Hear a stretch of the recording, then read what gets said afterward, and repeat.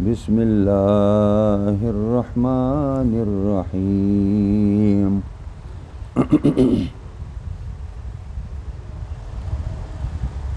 يسبح لله ما في السماوات وما في الأرض الملك القدوس العزيز الحكيم صدق الله العظيم. سورہ جمعہ شروع کو جمعہ نو سورہ جمعہ شروع کو نو دکی چون کی د سورہ د مانزه د جمعی حکم راغلی دی او دا لفظ د جمعی پکې ذکر شوی دی نو دا راواغستی شو دی سورت ته بطوری نوم کې خودی شو او مدنی دی د هجرت د نبی کریم صلی الله علیه وسلم نه رستو نازل شوی دی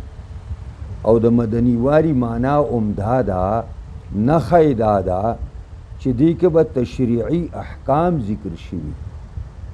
دفعات شریعت به ذکر شوي او ځکه چې په مدینه کې اسلامی حکومت پیغمبر خدا قائم کړی او هغه اسلامی حکومت دپاره د اسلامی اصولو او د اسلامی قانون او د اسلامی دفعاتو ضرورتو نو چې د هجرت رسول نه وروسته څومره صورتونه نازل شوي مدني صورتونه نو په هغه ټولو کې حکم احکام ذکر شوي دي نو من جمله د هغې نه دلته حکم د مانځه د جمعې او احکام د مانځه د جمعې الله ذکر کړي دي. جابر رضی الله تعالی عنه نه روایت دی وی موږ د نبی علیه الصلاۃ والسلام سره د جمعې مونځ کوو په نبی علیه الصلاۃ والسلام په منبر باندې ولاړ دی او تقریر کوي ناڅاپه ډنډوره وغږېدله دا طریقه وه په هغه زمانه کې چې کله به قافله یو ښار ته دننه شوه او د ښار بازار ته نو هغې به ډنډوره او ډمامه به وواله نو دا به ټول ښار کې واورېدی شو نو هر سړی نه رغو چې ځان یې بیا مارکیټ ته رسولی وې په دې وخت کې په مدینه کې قحط دی او په دې وخت کې چې نبی علیه السلام خطبه وایي او په دې وخت کې دا ډمامه ووالی شوه جابر رضی الله تعالی عنه ټول ملګري لاړل سوا د 200 کسان نه چې یو پکې زه وم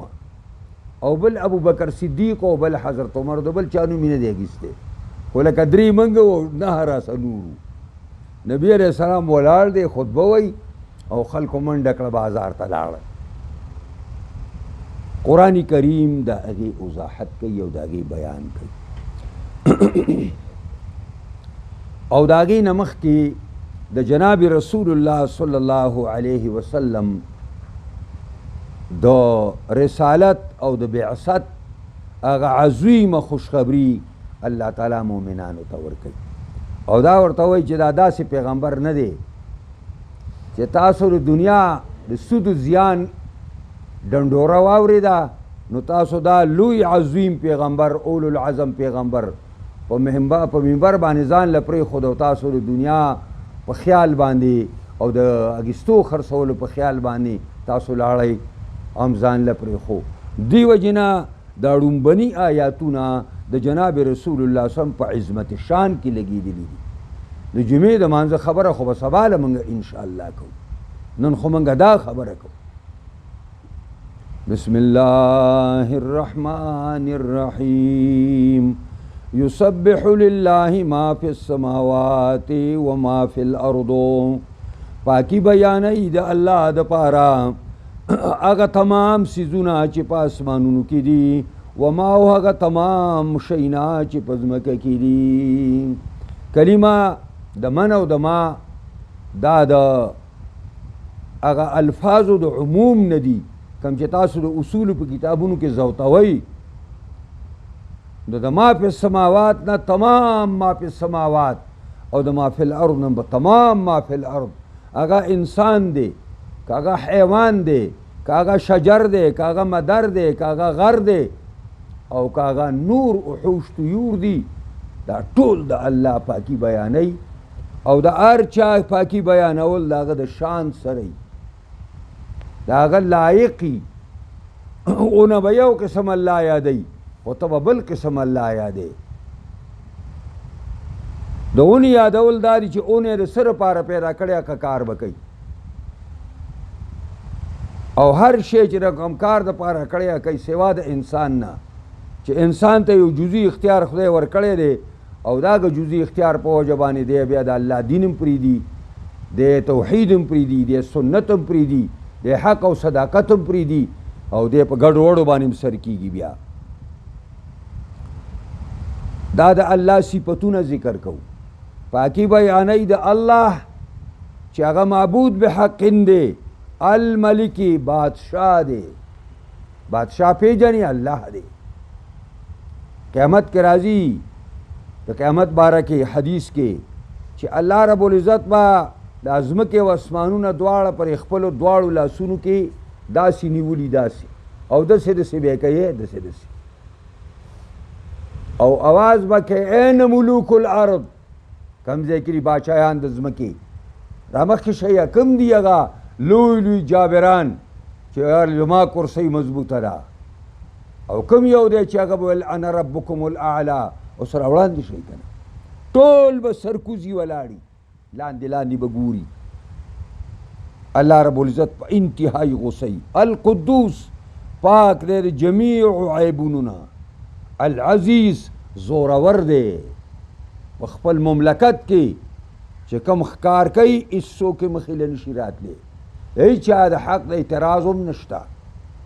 الحکیم او حکمت والا دی په خپله صنعه کې کم شی چې پیدا کړی دی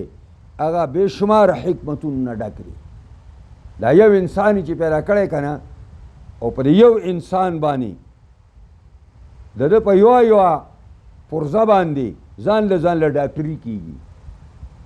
ځان له پې خلک چې کوم دی دکتوران سازېږي د غوږونو ځان له ډاکټري د سترګو ځان له ډاکټري د غاښونو ځان له ډاکټري د سینې ځان له ډاکټري د ګردو ځان له ډاکټري او داسې زه ورپسې دا یو انسان دی یو نور حکیم څه ته وایي دقه د حکیم معنا ده چې فعل الحکیم لا یخلو عن الحکمه د حکیم کارکردگی د حکمت نه خالی نه وي الله رب العزت د پیغمبر خدا د پیغمبرۍ بیان کوي او خوشخبری منوي موږ ته راکوي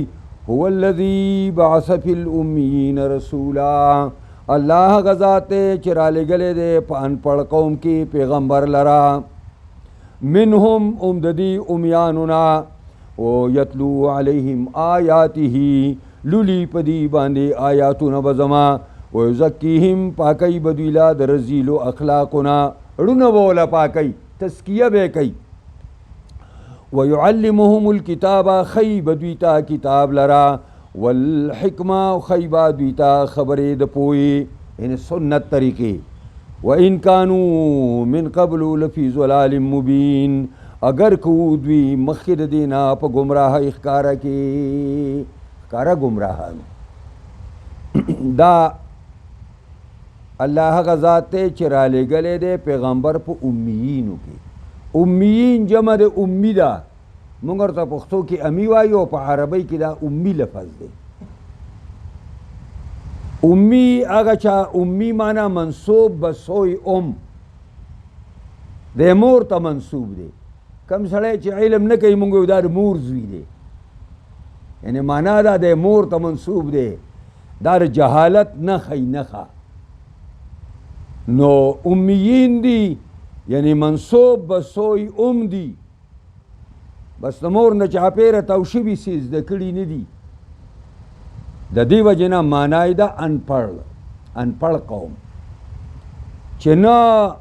لوستل کولی شي او نه لیکل کولی شي نبی علیہ السلام په یو خط کې داسې فرمایلي دي چې نحنو امة امیه د روجې په باره کې وایي نحنو امة امیه لا نحسبو ولا نکتبو منگا یو امت انپڑ امتی ہو نہ پا لکلو پوئیگو نہ پا ویلو پوئیگو خو لنډه خبره دا ده چې صوموا لرؤیته وابتروا لرؤیته. میاشتې ولیدله روژه ونیسه او میاشتې ولیدله بله اختر کا. دا پکې نشته چې په چخچو بندکو به یې راوباسې او چشمې او دغه به ورته اچې دوربین هېڅ حاجت نشته دی ته. سیده ساده خبره ده چې دلته را میاشتې خلکو ولیدله یوه شروع شوه او چې بله یې ولیده بله شروع شوه. دونه اسانې طریقې موږ ته په حدیث کې پیغمبر ښودلې دي او دلته ته موږ څه ساده وو. نو کله وایي موږ د کابل څه اختر کوو او کله وایي موږ د سعودي څه اختر کوو. د سعودي څه ولې اختر کوي؟ په سعودي کې څه چل دی؟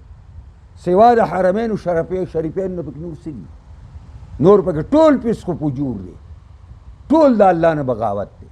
ولې هلته شریعت نظام شته څه؟ شریعت نظام وی نو محمد زوی د سلمان هغه به 2000 پکې دغه د بکواس او د فحاشۍ عریانۍ اډې به یې سازولې پکې نشته پکې. صرف هغه احکام شیخانو ناپیس کړي دي چې ځان پې ساتي ځان. نو که امریکا باندې ځان ساتي نو هغه نه په ځان په ډالرو په هغې باندې ځان ساتي. که هندو ته جوکاو دي که یهودي ته جوکاو دي په دقه وجه باندې. تاسو به نن د یهودیانو سبق هم زده کوئ چې یهودیان څه شی دی. انپړ قوم دی، بلکل په څه نه پوهېدل. او داسې وخت و چې قریشو دعوا د امت د ملت ابراهیمی کوله، خو د ابراهیم چې راس توحید دی توحید په شرک بدل کړی او د هغې تمام احکام په خرافاتو بدل کړي. چې کم قسم ګناه او بېعملي او بدعملي ده او فحاشي او عریاني ده دا په دې قوم کې پرته وه. قرآن په آیات په آخر کې په بیا دفعه لګولې ده وَإِنْ كَانُوا مِنْ قَبْلُ لَفِي ضَلَالٍ مُبِينٍ. دې حده پورې امام قرطبي لیکلي دي چې دا دومره بد عمله شوي وو چې یوې ښځې له به 2 کسان د زنا لپاره ورلل. نو یو به ویل دا سر طرف یې زما دی او دا خپو طرف یې ستا دی، او بیا به بل ویل چې اوس نمبر زما دی نو دا سر یې زما شو او دا خپې اوستا شو. دې حده پورې فحاشي او عریاني په هغه بېغیرته قوم کې دا راغلی وه. داسې قوم ته الله جناب محمد رسول الله صلی الله علیه وسلم راولېږه. منهم کې دا معنا ده د دې عربو نه راولېږه. دا لوی منقبره د عربو دپاره که پوهېږي چې د جناب رسول الله غوندې هستي الله د دې د بچو نه پیدا کړې ده، په دوی کې پیدا کړې ده. اوس د پیغمبر کار بسی یتلو علیهم آیاته لولی با دا پیغمبر په دې خپل امت باندې آیاتونو لرا. دا قریشانو ته به دا آیاتونه اورئ او دا آیاتونه به ورته ښیي. ویزکیهم او پاکوي به عقیدې د دوی، یعنې تصفیه د زړونو به یې کوي. تزکیه دې ته وایي زړونه به له صفا کوي د هر عیب او د هر نقصان نه او د شرک او د کفر نه. دا به پاکوي او دا رد دی په قادیاني باندې. قادیانه وایي د پیغمبر مثال د چټي رسان دی. اوس چټي رسانان نشته، پخوا به چټي رسان دي کوڅو کې منډې والې او چې څوک بنو کور ته به ورله خط ورغورځو خو ته به تیسته او منډه مړې به یې والي. موږ په خپله ماته یاد دي موږ واړو منډې به یې پرې کلو کې والي. ته چټي رسان وایي، برید ورته وایي په عربۍ کې. نو دا هغه ملعون وایي د ده مثال د چټي رسان دی. دی موږ ته چټۍ قرآن راورسو د دا حق نشته چې موږ ته بیانوي. نو مالچاو د پیغمبر هغه بیانونو ته غوږ نه ږدي نو بیا خو به دا ترجمې کوي که نه. قادیانې دا ترجمه کوي او پرویزې چې د غل لاسونه پرې کوي، معنا دا ده د لاسونه وله په زنځیرونو وتړئ په جیل کې واچوئ. دا یې ترجمه کوي بېایمانه. نو ځکه وایي یتلو علیهم آیاتی، پیغمبر به آیاتونه لولي، تش راوړي بیا نه، راوړي به یم او لولي به یم. او یزکیهم تزکیه به کوي د دې قوم او ښیي به دوی ته قرآن والحکمه او ښیي به ورته سنت رسول. پرویزې وایي سنت پکې چا راوستی دی، بس قرآن دی. نو والحکمه مراتنا سنت رسول دی. بله خبره دا ده چې قوم نادان و نو والحکمه د دانایي خبرې به ورته ښیي د عقلمندۍ خبرې دا څونه بې عقلي ده چې سړی ګټه راوالي او هغې ته سجدې کوي د هغې نه شر او خیر او شر غواړي دا څونه ناداني ده چې خپله بچی سړی راوالي په ځمکه کې ژوندی ښخوي او دا څونه ناداني ده چې خپل زوی سړی راوالي او وژني دې لپاره به ما سره ډوډۍ خوري د دې نه زیات ناداني په دنیا کې بله کیدی شي دغې نادان قوم ته الله یو حکیم پیغمبر جناب محمد رسول الله راولېږه وإن كانوا من قبل اگر کو دا قوم مخکې د دې راتلو د پیغمبر نه مخکې د راتلو د قرآن نه لفي ضلال مبین په ښکاره ګمراهۍ کې د غیر ګمراهۍ باندې تاسو تماسې یو جل کو خودګني په دې باندې مستقل د جمعې تقریر کېږي چې یوه ګنټه تقریر پې وکړي وآخرین منهم او دارنګې لیږلی دی منګه د پیغمبر لا څنګه چې عربو ته موږ لیږلی دی نو لیږلی دی منګه وآخرینا نور قومونو ته کم ځای کې دي نور قومونو ته د دوی نه لم یلحقو بهم چې لا نه دي پیوه شوي په دوی پسې معنا دا شوه چې پیغمبر خدا د خپلې زمانې د موجوده خلکو هم پیغمبرو او د هغه د زمانې نه چې وروستو کوم خلک راځي تر قیامته پورې د اسرافیل علیه السلام د شپېلۍ وهلو پورې تمام اقوام چې راځي که عرب دي او که عجب دي دا ټول د پیغمبر خدا امتیان د پیغمبر خدا امت دوه قسمه دی یو امت الدعوت دی امریکانیان هم د پیغمبر خدا سلم امت دی روسیان هم دي چینیان هم دي هندوان هم دي دهریان هم دي دا ټول امت دعوت دی دعوت پیغمبر د دعوت د پیغمبر خدا ټولو خلکو ته دی امت الدعوه معنا دا ده ټول انسانیت ته به دعوت ورکوي ځکه چې نبی صلی الله علیه وسلم عمومی پیغمبر دی هر یو خاص قوم دپاره نه دی راغلی تمام جهان دپاره راغلی وما ارسلناک الا کافة للناس بشیرا ونذیرا ټولې دنیا ته راغلی دی نو دا معنا شوه چې هغې لا راغلي نه دي او پیغمبر خدا باندې به ایمان راوړي دې وجې نه یو حدیث کې راځي نبی صلی الله علیه وسلم وفرمایل کاش چې ما خپل رونه لیدلی وی صحابه ویل ولې موږ ستاسو رونه نه یو ویل تاسو خو مې صاحبان یئ تاسو خو مې صحابه یئ زما رونه هغه خلک دی چې زما د وفات نه به وروستو راځي او په ما به ایمان راوړي او نبی علیه الصلاة وسلام چې دا صحابه وی چې دا کله دا صورت موږ ته اورو د پیغمبر طریقه دا وه چې کوم صورت براغې ابې پیغمبر خدا صحابه ته پاسات واورم باقاعده د هغې تعلیم به ورکو دی بخاري کې به تاسو له راشي وایي موږ په یو غار کې ناستو او نوی قرآن مجید نازل شوی او نبی علیه السلام موږ ته اورو پرې که مار راووته موږ په مار باندې ګزارونه شروع کړه لاړ سوړي ته ننوته نبی علیه السلام ویل زه بس کامیاب شه لاړ ننوت سوړي ته تاسو هم ترې بچ شوئ دا هلته په هغه روایت کې راغلي موږ ته قرآن ښوده نو قرآن چې به نازل شو نوی نوی به پیغمبر خدا صحابو ته زر زر ښوده نو ځکه وایي نو قرآن لوستی کېږي دا آیات پکې ویلی شو ولما یلحقو بهم هغه خلکو ته هم مبعوث دی چې لا نه دي راغلي یا رسول الله دا به څوکي سلمان پارسی خواته ناست دی عجمي دی په دې اوږې ورته لاس کېښو ویل دا او د ده غوندې ځوانان که دا دین او ایمان په ثریا ستورو پورې وتړلی شي نو دوی به ورته ځان ورسوي داسې خلک را روان دی مراد د دې نه عجم دي تمام عجم تی مراد دي چې تمام عجم د پیغمبر خدا چې کوم امتیان دي دې کې څنګه خلک تېر شوی که په دې درته بات شروع کوم بیا به څه کوئ چې په دې عجمو کې کم خلک د علم په باب کې کم ځوانان تیر شوي دي او که هغه د جهاد په موضوع کې دي او که د ایمان او د اسلام په موضوع کې دي او که د کتابونو د لیکلو په موضوع کې دي دا قسمه قسم لوی کمالات الله دې خلکو کې اچولی دي واخرینا منهم لما یلحقوا بهم وهو العزیز الحکیم اللہ زورور حکمت والا دے ذالک فضل اللہ دانا مہربانی دا اللہ یوتیہ من یشاء ورکئی چاہتا چی دا اللہ خشی واللہ ذو الفضل العظیم اللہ خاوند مہربانی لوئی دے مثل الذین حملوا التوراة ثم لم يحملوها كمثل الحمار يحمل اسفارا دا اللہ تعالیٰ یہود تا تورات ورکڑیو اگی تورات عظیم الشان کتاب داگی پلا سنو کیو اللہ تعالیٰ دا اگی عالمان و ذمہ داران ساز کرو دا دی حفاظت یہود تا اسفار اگی داگینا روگردانی اکڑا کر جناب محمد رسول اللہ ثابت راگے اور پا تورات کی لکلیو داغا حلیہ داغا مشن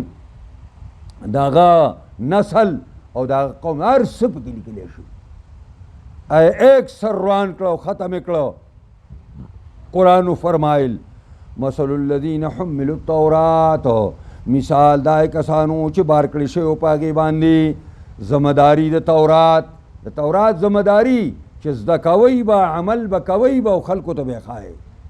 ثم لم يحملوها بیانا باری دی لرا یعنی اغا زمداری او غرزولا اغا زمداری ضائع کڑا کمثل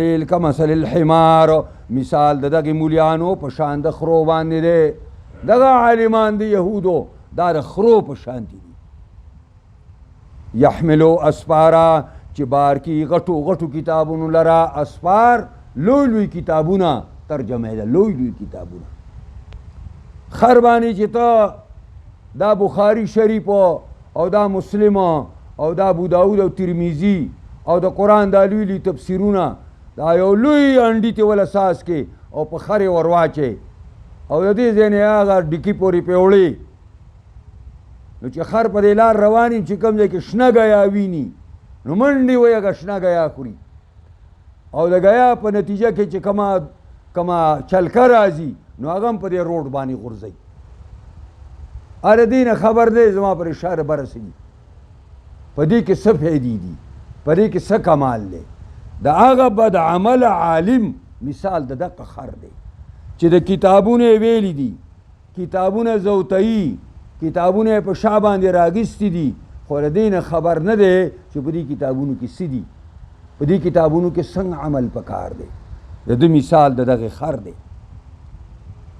او دا منگتا اللہ وائی چی تاسو دی یہود مولیانو پشان نشئی کنی استاسو مثال بوم دا خروی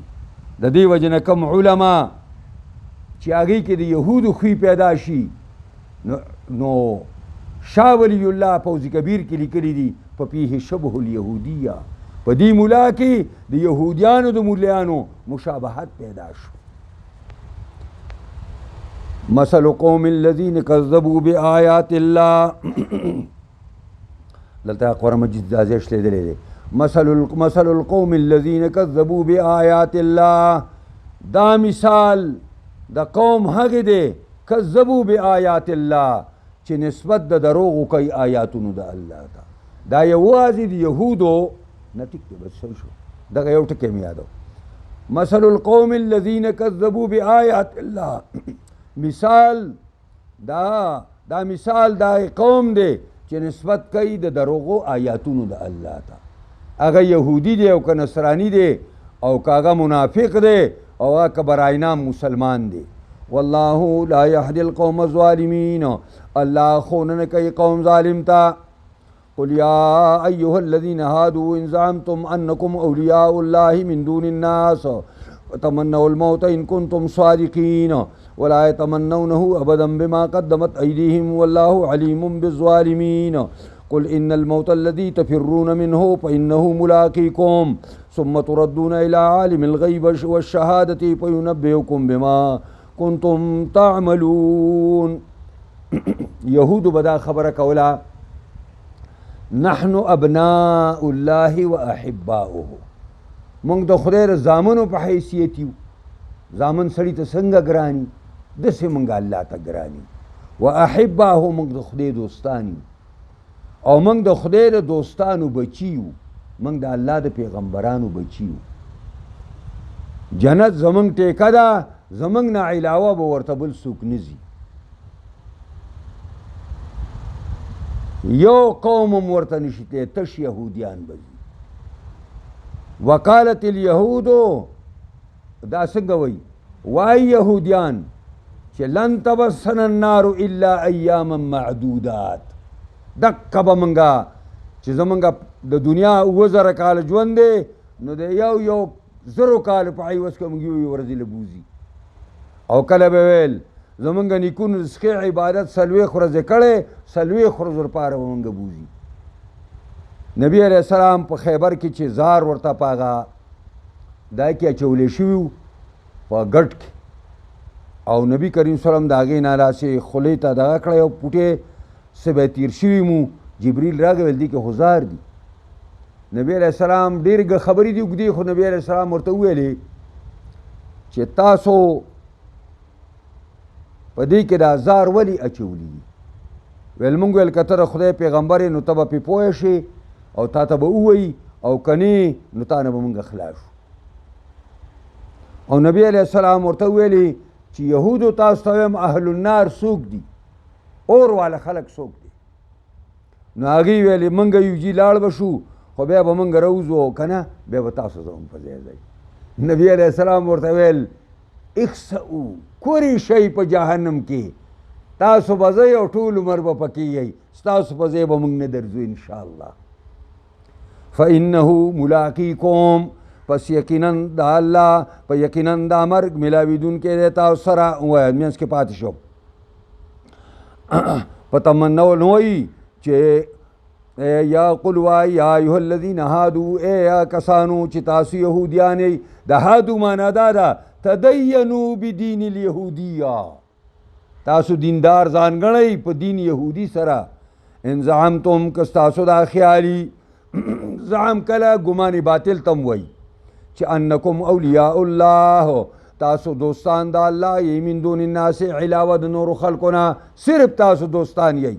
فتمنوا الموت، پس تاسو تمنا او ارزو د مرګ کوئ. ان کنتم صادقین، کوئ رښتیا ووایئ. په موږ بعضې خلکو کې دا خوی نه دی پیدا شوی چې د ځان نه علاوه بل څوک جنت ته نه پرېږدي، وایي بس موږ به قدرېږو، دا نور یو هم نشي تللی. ولې نه وایي اوس دا خبره شروع ده. د دې عبدالسلام پرې مدرسه کې زمونږ طالبان تلي وو، او د دې یو سړی نوم یې نالم عثمل دی، ځکه یې نوم نالم. هغه ویلي وو چې دیوبندی نه وي نو مسلمان نه دی، یعنې جنت له نشي تللی. نو په دیوبند کې جنت نه دی بند کړی. دا آیات ساتئ، دې آیات ته وګورئ. دی وجه نه شاه ولی الله دا کتاب وګورئ، دغه دا فوزي کبیر هغه ویلي ده کوم مولا چې موږ کې خراب شي په فیه شبه الیهودیه، لیکن د یهودي مولیان مشابهت پیدا شو. نو ځکه وایي ولا یتمنونه، دوی ولا یتمنونه، تمنا او ارزو د مرګ نه کوي ابدا چرم، چرته یهودي دا نه غواړي بما قدمت ایدیهم، په سبب دغه کرتوتونو، دغه ګناهونو، دغه پرتولو، دروغو، قدمت ایدیهم چې وړاندې کړي لاسونو دوی. والله علیم بالظالمین، الله واقف دی په ظالمانو باندې. خدای ظالمان پیژني. که ته ځان له هر رنګ ورکې، به هر رنګې کې جامه خواهم پوش، من اندازم قد ترامه شناسم. ته چې هر قسم جامې اغوندي وایي زه دې پیژنم چې ته څوک یې. ته که په هر څه کې ځان د الله نه پټوې، په غټو غټو لستوڼو کې پټې، په پټکي کې پټې، په نورو شیونو کې ځان پټې، الله وایي زه دې پیژنم چې ته څه شی دننه. ستا په اړه کې څه دي؟ ستا خو د مؤمنانو سره نفرت دی،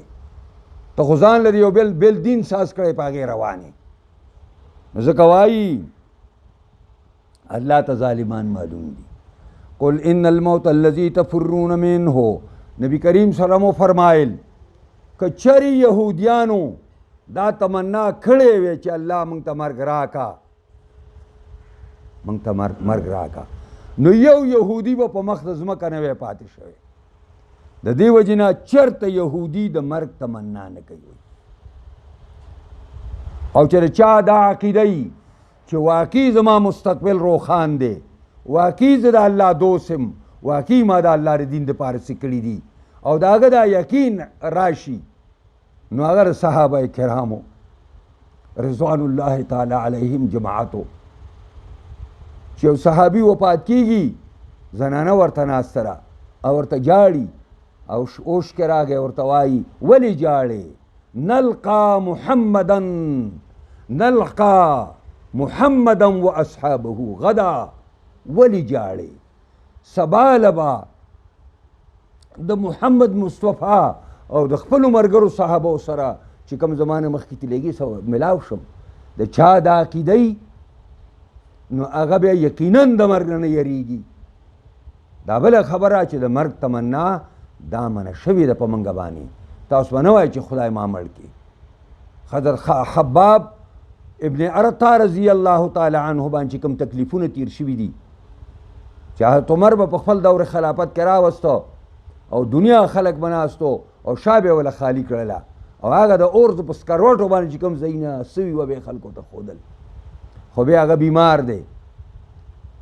او ملګري تپوس ته راغلي دي نو هغه په ځان باندې داغونه ایښي دي